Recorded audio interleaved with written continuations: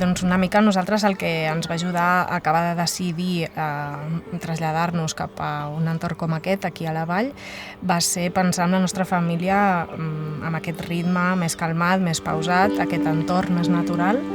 i la possibilitat també de que els nostres fills visquessin l'experiència amb molta autonomia, amb molts vincles propers amb la gent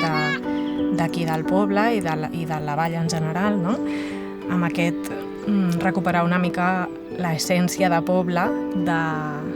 potser la que jo havia viscut en la meva infància, de poder sortir al poble, al carrer, sense tant de moviment de vehicles, no? que de vegades és connectar més des de la natura i més amb aquesta coherència del nostre estil de vida.